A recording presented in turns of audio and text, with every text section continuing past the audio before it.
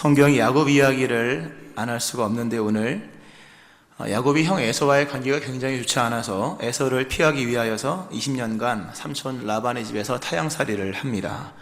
그러나 시간이 흘러서 더 이상 피할 수 없는 그런 숙명적인 만남이 곧 다가오게 됩니다.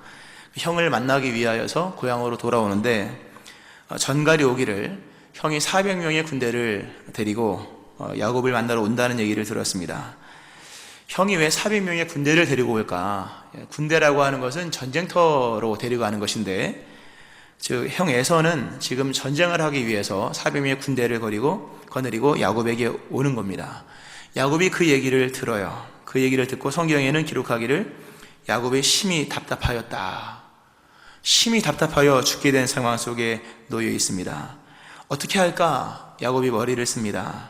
힘으로는 이길 수가 없지 않습니까? 물질을 가지고 형의 마음을 사려고 합니다. 창세기 32장 13절부터 15절을 보면 야곱이 군대를 거느리고 오는 형을 향해서 뇌물을, 그러니까 선물을 준비하죠. 예물이라고 하지만 거의 뇌물에 가까운 선물을 준비하는데, 그 열거된 내용을 쭉 보면 그 가축의 마리수가 거의 한 600마리 정도 됩니다.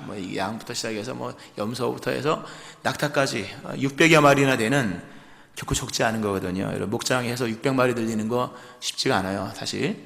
근데 그런 600여 마리나 되는 가축으로 형에게 예물을 주면서 성경에는 야곱의 속마음을 이렇게 기록해 놓았습니다. 내가 내 앞에 보내는 예물로 형의 감정을 푼 후에 대면하면 형이 혹시 나를 받아주리라.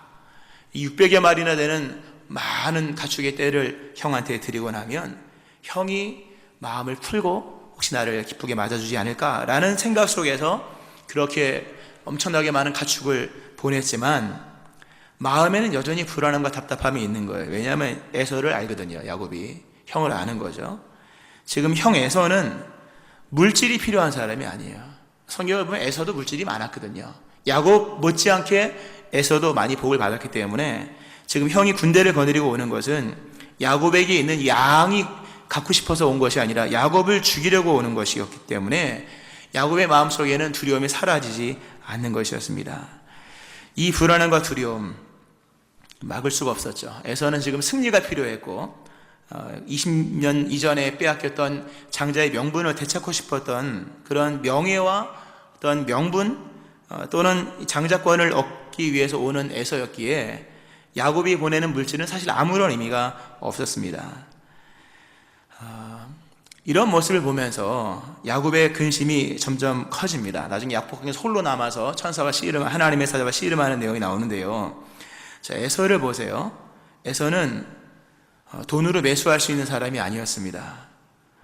돈을 원하는 사람이 아니었기 때문이라는 거죠. 또 말로 에서의 마음을 풀 수 있는 상황도 아니었습니다. 지금 에서는 잔뜩 화가 났고 20년 동안 칼을 갈았고 이날을 준비하기 위해서 400명의 군대도 만들었던 것 같아요.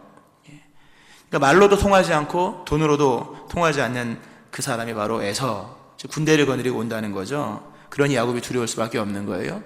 세상에서 가장 무서운 사람이 누구냐? 그 사람은 바로 돈으로 해결되지 않는 사람이에요. 돈을 주어도 청탁을 받지 않는 사람들, 이 사람들이 가장 무서운 사람이에요. 10억을 줄 테니 무마시켜 달라는 청탁이 있었으나 정의를 위해서 거부한 사람, 그런 것처럼 지금 야곱의 형 에서가 그러한 상황이죠. 야곱이 많은 물질을 가지고 형한테 이미 보냈고 전갈도 보냈고 다 보냈지만 형 에서가 돈을 거부하고 타협을 거부하고 싸우자라고 하는 일관된 모습으로 오는 이런 상황 속에 놓여 있을 때 야곱이 굉장히 두려웠습니다. 길이 안 보이는 거죠. 그런데 이것이 알고 보면 야곱의 믿음을 새롭게 하여서 야곱으로 하여금 믿음의 조상으로 세워나가시기 위한 하나님의 계획이었다 하는 거예요. 야곱을 믿음의 조상으로 세워나가시기 위한 하나님의 계획이었다. 보세요. 돈으로 해결할 수 없는 문제 앞에서 돈은 부가치합니다. 돈이라는 것은 사회적 합의잖아요. 내게 있는 1,000원짜리를 당신도 1,000원의 가치로 인정해 주세요.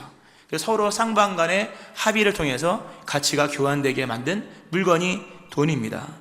근데 만약에 저쪽에서 당신 그 돈 나에게 의미가 없어 그러면 돈은 더 이상 아무런 가치가 없는 거 아니겠습니까? 돈으로 해결할 수 없는 문제 앞에 놓여 있을 때 돈은 아무런 의미가 없는 거예요. 물질로 해결할 수 없는 문제 앞에 놓여 있을 때 내게 갖고 있는 산더미 같은 은금도 아무런 소용이 없는 거죠. 나와 대화를 거부하는 사람에게 내게 있는 말재간이나 내게 있는 지식의 언변 같은 것들은 아무런 소용이 없는 거예요. 지금 야곱이 그 상황을 겪고 있는 거죠. 돈으로도 안 되고 물질로도 안 되고 만나서 타협할 수 있는 상황도 아니었던 거죠. 비로소 야곱이 깨닫게 됩니다. 지금 내게 곧 닥쳐올 형과의 만남이라고 하는 이 문제는 물질로 해결할 수 있는 게 아니구나. 돈으로 할 수 있는 것도 아니구나. 지식으로도 풀 수 없는 문제구나. 야곱이 이 상황 속에서 깨달은 것이 진정한 나의 도움은 하나님밖에 없구나. 힘의 원천을 찾아요. 하나님.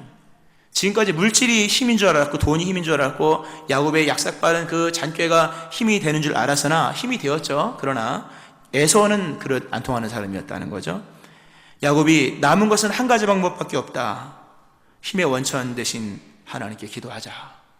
결론을 내리고 하나님께 온 힘을 다해 기도합니다. 하나님, 돈으로도 해결할 수 없는 문제, 물질로도 해결할 수 없는 문제, 만나서 타협할 수 없는 이런 막막한 문제, 오직 하나님만이 나의 도움이십니다 하면서 힘의 원천 대신 하나님께 힘을 다해 기도했더니 그 밤에 하나님이 역사하셔서 그 다음날 아침에 형을 만났죠. 형이 정말 하나님의 얼굴 같은 모습으로 만나서 문제가 해결되는 역사를 우린 창세기에서 우린 알고 있습니다. 자, 보세요. 하나님께 기도를 드리는 것이 유일한 해결책임을 알기까지 20년 걸렸어요. 야곱이.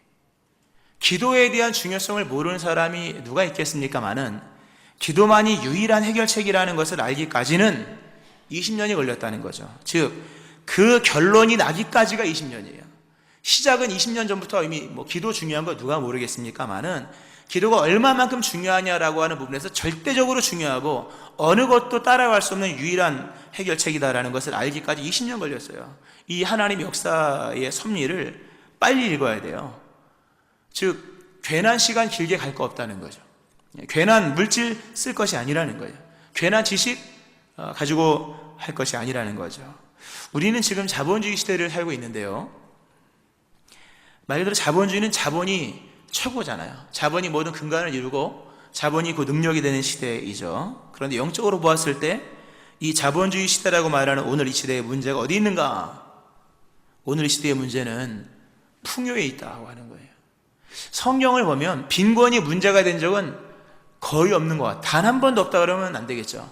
빈곤이 문제가 된 적은 거의 없어요. 언제나 문제가 된 것은 풍요의 시대였다고 하는 거죠. 돈으로 모든 것이 가능하다고 생각하는 그런 착각 속에 있을 때, 돈이 하나님의 자리까지 올라가서 돈으로 모든 것을 할 수 있다고 생각하는, 돈으로 전능을 이제 생각하는 사람들, 그 풍요의 시대가 가장 큰 위험에 있는 시대였다고 하는 거죠. 돈으로 모든 것을 다 할 수 있고, 일전에도 말씀드렸던 것처럼 돈으로 모든 것을 다 살 수 있다고 생각하는 그러한 풍요의 문제가 가장 심각한 문제 가운데 하나예요. 성경이 디모데전서 6장에서 정함이 없는 재물에 소망 두지 말라.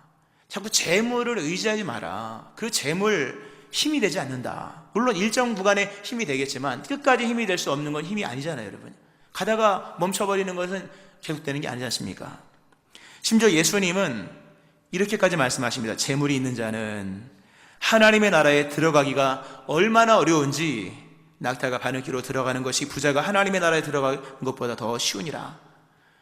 풍요의 문제가 얼마나 심각한 문제를 가져오는지, 풍요가 잘못하면 우리의 천국 가는 길까지 막을 수 있다고 하는 거예요. 풍요가 뭡니까? 여러 가능성을 말하는 거죠. 돈이 왜 좋습니까? 돈으로 많은 걸 살 수 있잖아요. 그러니까 돈으로 할 수 없는 것들도 많이 있지만 돈으로 할 수 있는 것이 많이 있기 때문에 사람들이 돈을 좋아하죠. 그러나 성경은 말하기를 돈을 사랑하지 말래요. 일만하게 뿌리다래요. 그러니까 풍요가 좋다고 말하는 건 성경이 없어요, 실상은요. 물론 믿음 안에서는 좋은 거죠. 그러나 믿음을 떼어놓고 있는 풍요는 일만하기 뿌리입니다. 의지할 수 없는 정함 없는 재물, 정하지 않은 것이 뭡니까? 심판이 임하는 것들이잖아요. 그러니까 성경에서 이렇게 풍요의 문제에 대해서 경계를 하라고 말씀함에도 우리는 이 자본주의 세계를 살아가고 어렸을 때부터 배운 게 그거기 때문에 이 어떤 물질이나 또는 돈이나 또는 지식이나 이런 모든 자본적인 부분들이 있어서 굉장히 의지를 많이 하죠. 근데 그것이 문제라고 하는 거예요. 사도행전 8장을 보면 베드로의 사마리아 선교가 나옵니다. 베드로가 사마리아 선교를 하는데 그 사도행전 8장에 보면요, 자본주의 시대를 살아가는 성도들을 향한 경고 메시지가 나옵니다. 경고가 나와요. 하나님의 경고. 자본주의 시대를 살아가는 이 시대에 우리가 경청해야 될 아주 엄중한 경고가 나오죠. 내용은 이렇습니다. 베드로가 사마리아 지역에 선교를 하러 갑니다. 가서 많은 병자를 고치고 또 귀신을 쫓아내고 또 기도하면 방언도 받고 하는 이런 능력을 행합니다. 근데 그 동네에 베드로 동명이인이죠. 시몬이라는 사람이 거기 있었습니다. 시몬이 베드로를 이렇게 보니까 능력이 있는 거예요. 처음 보는 능력. 신기한 병자를 고치고 또 귀신을 쫓아내고 또 안수할 때 표적이 나타나고 이러한 모습을 보면서 사마리아 안 믿는 시몬이 돈다발을 들고 와서 이 돈을 줄 테니까 그 권능을 나에게 팔아라 그래요. 돈을 줄 테니까, 돈은 많이 있으니까 돈을 줄 테니까 그 권능을 나에게 파십시오 라고 얘기를 합니다. 그때 베드로가 하는 말을 잘 들어야겠죠. 네가 하나님의 선물을 돈 주고 살 줄로 생각하였으니 네 은과 네가 함께 망할지어다. 하나님 앞에서 네 마음이 바르지 못하니 이 도에는 네가 관계도 없고 분깃될 것도 없느니라 라는 말씀합니다. 두려운 말씀이죠. 하나님의 선물을 돈 주고 살 줄로 생각하였다는 것 자체가 뭡니까? 그게 망조라는 거예요. 하나님의 선물을 돈 주고 살 줄로 생각하였으니 네 은과 함께 망하리라. 은이 아무리 많아도 그 은으로 하나님의 선물을 돈 주고 살려고, 하나님의 권능을 돈으로 살려고 하는 그런 자본주의적 발상, 돈으로 거래하려고 하는 이런 발상과 함께 망한다라는 말씀을 합니다. 이것이 오늘 이 시대 우리의 신앙의 위치요, 오늘 이 시대를 살고 있는 성도들의 위험의 핵심이요, 오늘 이 풍요의 시대를 살고 있는 교회의 문제라고 하는 거죠. 예수님 산상수훈에서 보면요, 누가 천국의 주인이냐, 누가 임하는 하나님의 나라의 주인이냐, 성경에 말씀하죠. 심령이 가난한 자는 복이 있나니 천국이 그들의 것이며, 누가복음에 보면 이렇게 나옵니다. 너희 가난한 자는 복이 있나니 하나님의 나라가 너희 것이며. 하나님의 나라, 임하는 하나님의 나라, 하나님의 나라는 임하고 있는 거잖아요. 이미 시작된 하나님의 나라 막 오는 거잖아요. 근데 하나님의 나라는 누구도 막을 수가 없어요. 그냥 오면 받을 수밖에 없어요. 그런데 준비하지 않고 받으면 하나님의 나라의 임함은 심판이 되는 것이지만, 준비하면 그 나라는 천국이 되는 거잖아요. 우리가 말하는 소위 말해서 아름다운 천국이 되는 건데, 누가 그 임하는 하나님의 나라를 심판이 아니라 천국으로 맞이할 수 있느냐? 성경은 말씀하기를 가난한 자다, 또는 예수님 산상수훈에 보면 심령이 가난한 자다라는 말씀합니다. 가난한 자 또는 심령이 가난한 자, 왜 그들에게 하나님의 나라가 그들의 것이다, 천국이 그들에게 하나님의 나라 천국이 될 것이냐라는 말씀을 왜 하셨는가?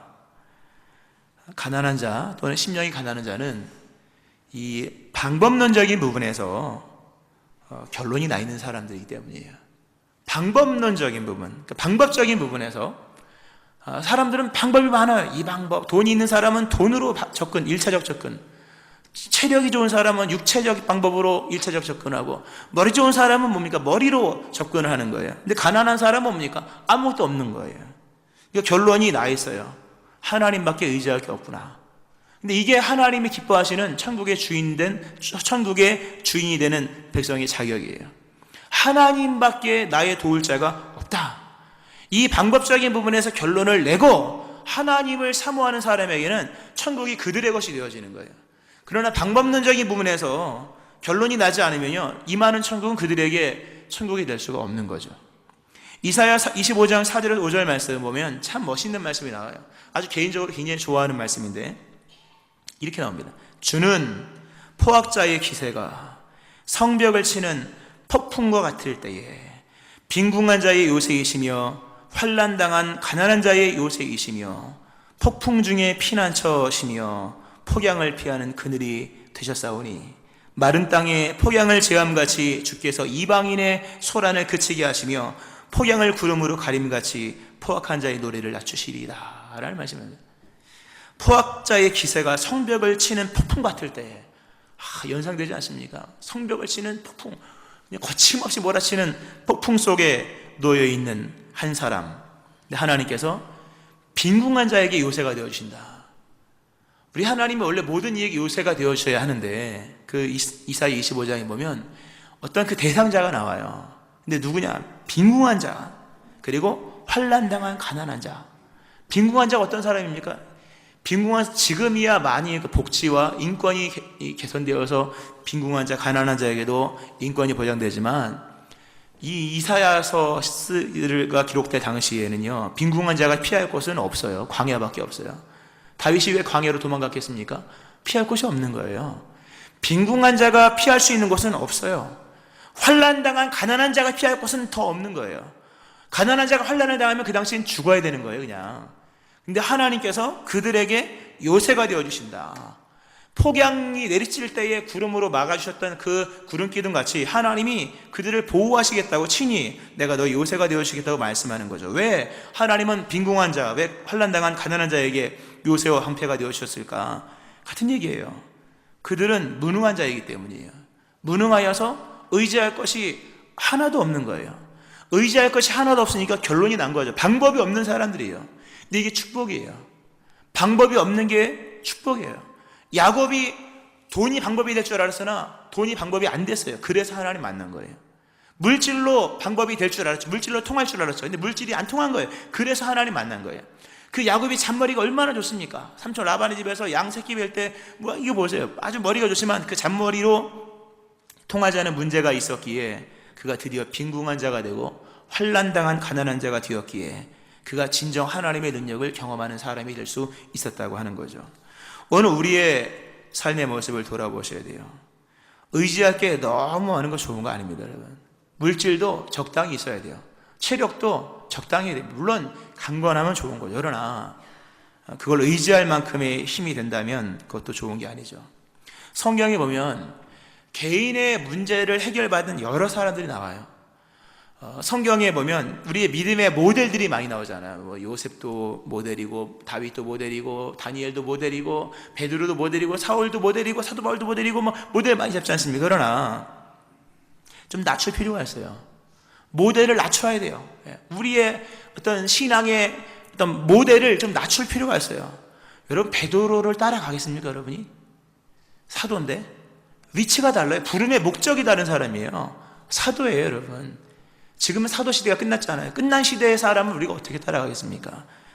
사도 바울도 마찬가지예요, 여러분. 사도 바울을 따라가겠습니까? 거짓말이에요. 사도를 따라갈 수가 없어요. 그들은 원형 같은 사람들이에요. 그러니까 우리가 모델을 좀 낮춰 잡아야 돼요. 누구를 모델로 삼아야 되냐면 바디메오 같은 사람을 모델로 삼아야 돼요. 바디메오. 혈루증 앓는 여인. 고침받은 여인이죠. 또 괴취급 받으면서도 부스러기 달라고 간청했던 수르보니게의 여인들. 그 사람들을 좀 모델로 잡아야 돼요. 단순 무식한 사람들이잖아요. 단순 무식한 사람들이에요. 그러나 예수님 그들에게 분명히 말씀했죠. 너의 믿음이 크도다. 믿음이 큰 사람들이라고 인정받았어요. 그럼 그들이 뭐가 도대체 믿음이 큰 사람들이냐 할 때 그들은 알고 보면 예수님에 대해서 잘 모르는 사람이에요. 무식한 사람들이에요. 그러나 한 가지는 확실한 사람들이었다는 거죠. 그것은 방법론적인 부분에서 결론이 나 있는 사람들이에요. 이게 중요한 얘기예요, 여러분. 믿음이 크다 적다는 성경을 많이 하냐? 많이 하면 뭐합니까? 그래서 결론이 뭐냐는 거예요. 기도를 많이 합니다. 많이 해서 결론이 뭐냐는 거예요. 방법론적인 부분에서 결론이 난 사람, 바디메오 또는 혈루증 앓는 여인 또는 수로보니게의 여인 다 뭡니까? 어느 것도 방법이 없는 사람들이었다는 거죠. 돈으로도 승부할 수도 없었고 지식으로 승부할 수도 없었고 그럴 여력도 없었고 오직 마지막 남은 유일한 카드는 뭡니까? 예수님밖에 없는 거예요. 그 마음을 가지고 예수님께 왔던 예수님 말씀하시기를 바로 그거다. 방법론적인 부분에서 결론이 난 니네들이 큰 믿음의 사람이다. 깨닫고 믿기를 축원합니다. 우리가 연수를 자랑하는 게 아니에요, 여러분요. 우리가 신앙의 모델을 좀 이렇게 낮춰서 잡을 필요가 있어요. 진짜 인생이 어려운데 여러분 사도 바울을 어떻게 따라가겠으며? 물론 하세요.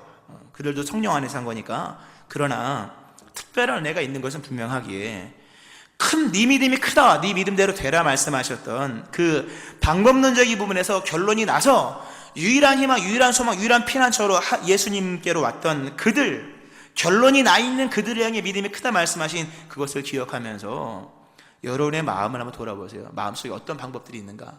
아직도 쓰지 못한 여러 카드가 남아있습니까? 죄송한 얘기지만 아직 멀었어요, 여러분. 빨리 깨달아야 돼요. 야곱이 20년 걸렸어요. 20년까지 걸릴 필요가 없는 거잖아요. 문제를 파악하지 말잖아요. 이건 돈으로도 능으로도 힘으로도 할 수 없는 것이구나 라는 것을 알 수 있는 것 아니겠습니까?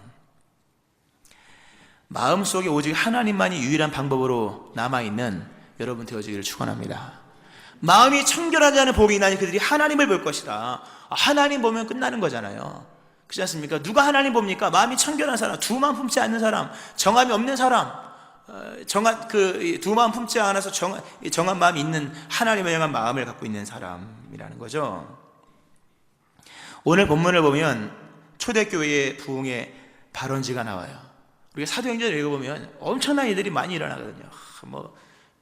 여러 일들, 죽은 자가 살아나고 또 몇천 명씩 돌아오고 또 복음의 어떤 이 편만함이 로마까지 쫙 퍼져나가는 그런 내용이 나오는데 그 모든 일에 발원지가 있었다는 거예요. 여기서 시작됐다는 거죠. 이 발원지에서 시작된 일이었기에 끝까지 갈 수 있었다는 거예요, 여러분. 이 발원지가 어디냐? 장소적으로는 마가의 다락방이죠. 그러나 의미적으로는 뭡니까? 기도의 자리였다는 거예요. 기도의 자리에서 출발한 모든 일은 끝까지 가더라는 거예요. 그러니까 인간의 그러나 생각과 계획으로 간 거는 끝까지 못 가요, 여러분. 열매를 맺을 수가 없는 거예요. 초대교회의 부흥의 발원지는 마가의 다락방, 기도의 자리였습니다. 여기서 베드로도 여기서 시작했고, 요한도 야고보도 또 예수님의 어머니 마리아도 여기서 시작했고, 예수님의 동생들도 여기서 시작했고, 이름 모를 무명의 사람들도 다 여기서 시작한 거예요. 우리도 여기서 시작해야 될 줄로 믿으시기 바랍니다. 기도의 자리, 마가의 다락방에서 모두가 방법론적인 결론이 나 있어요. 더 이상 희망은 없다. 기도밖에 없다. 방법론적인 결론과 방법론적인 통일이 이루어진 거예요. 모두가 모여서 거기서 기도했더니 그 기도의 자리에서 출발한 모든 일이 끝까지 가더라는 거예요, 여러분. 끝까지 안 가는 일이 있습니까, 여러분? 기도하세요, 여러분.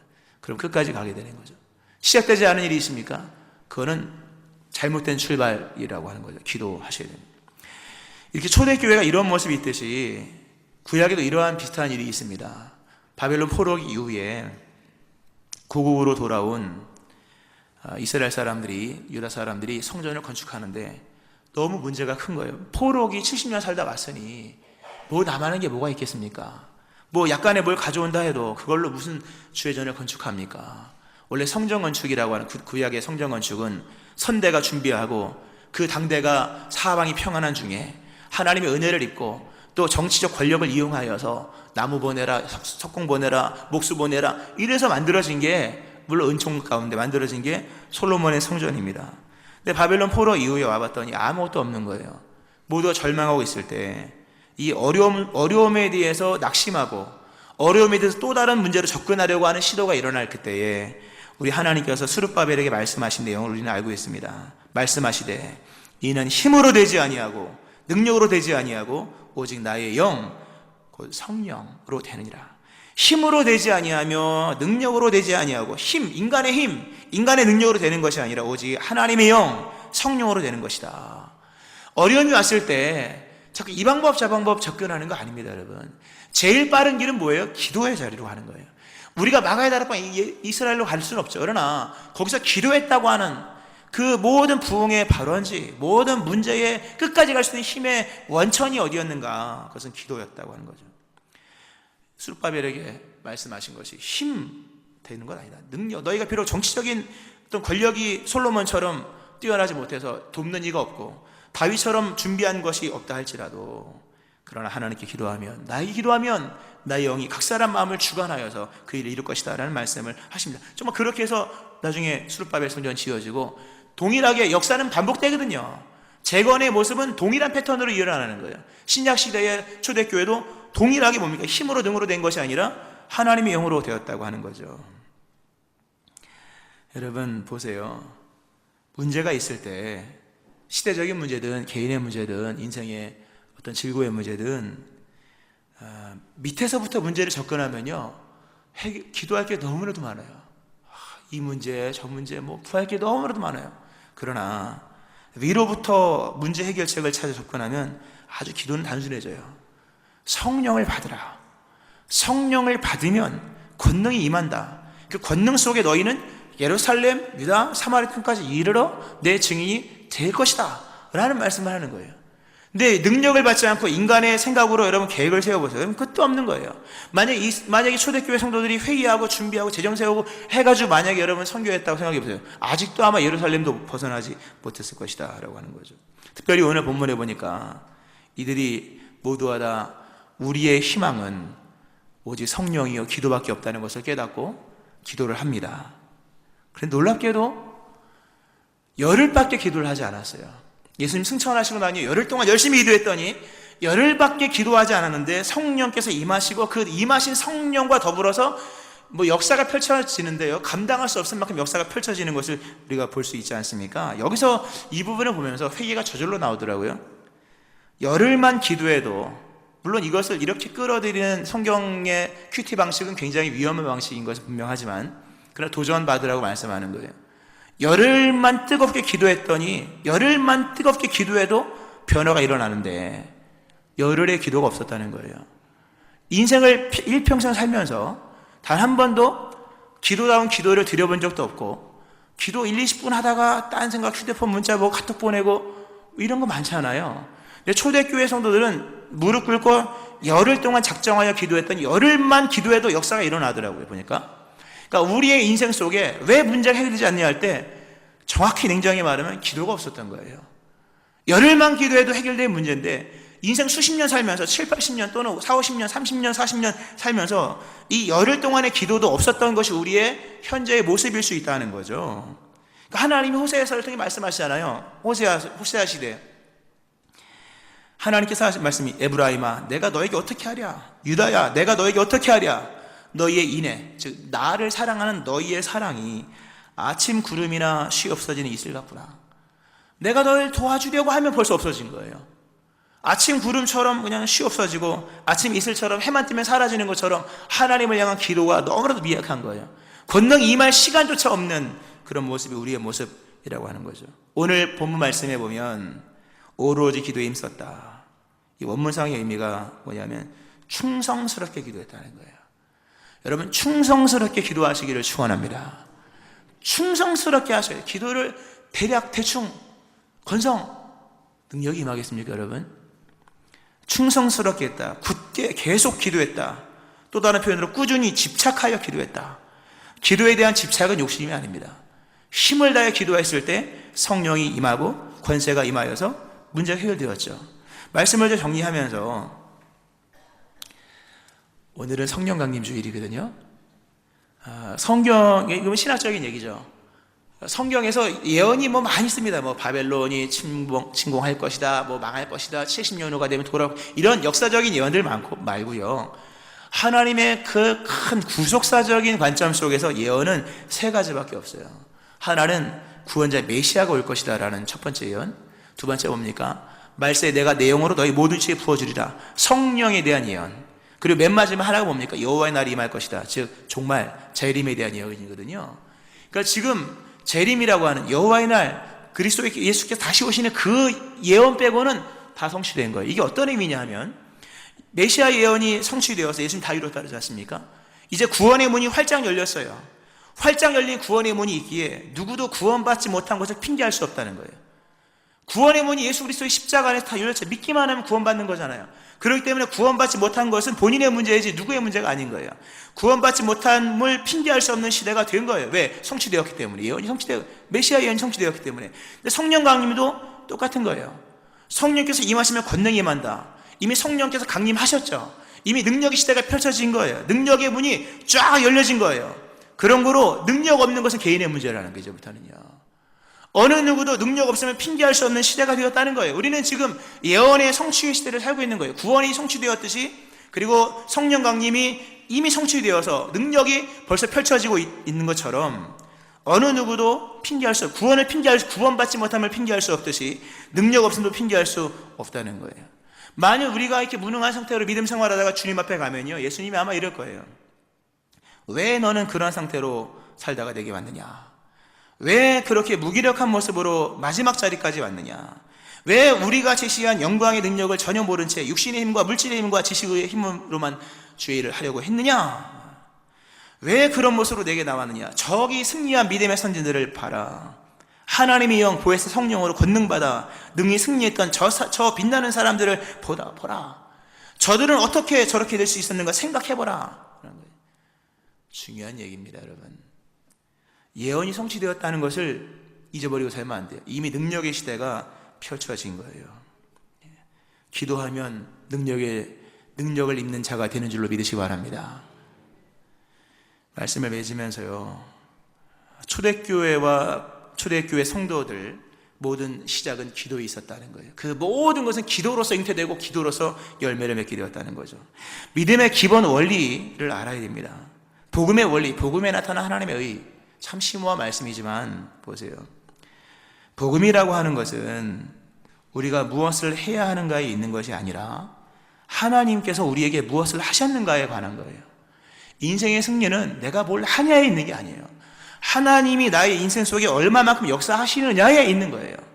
권능이라고 하는 것은 내가 끌어모은 잡동사니가 아니라는 거죠. 위로부터 임하는 하나님의 권능인 거예요.